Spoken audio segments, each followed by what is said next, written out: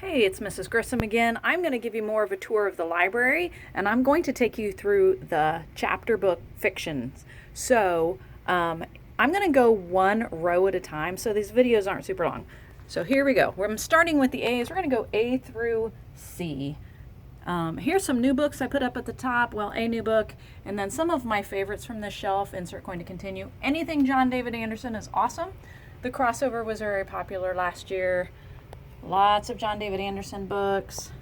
Granted Posted, and Catherine Applegate down at the bottom, who wrote The One and Only Ivan. Lots of copies of that. And Wish Tree, which is one of my favorite books in the library. Moving on, Sweep is one of the best books I have ever read in my life, and also is The Girl Who Drank the Moon. That won the Newbery a few years back. Then we have The Terrible Two, which is hilarious. Seraphina and the Black Cloak is a series, and that's a scary series, and it's really, really awesome. One of my new books, Things You Can't Say.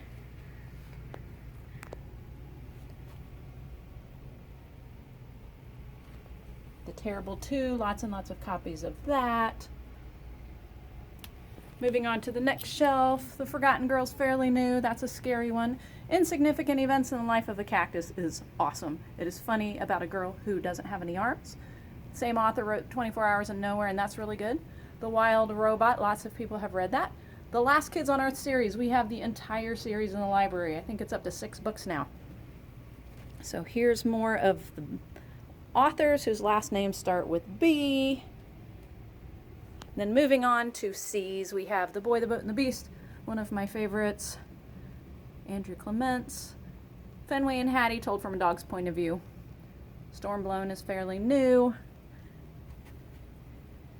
And there we go. Last but not least, Mason Buttle. So, first row, A through C, authors.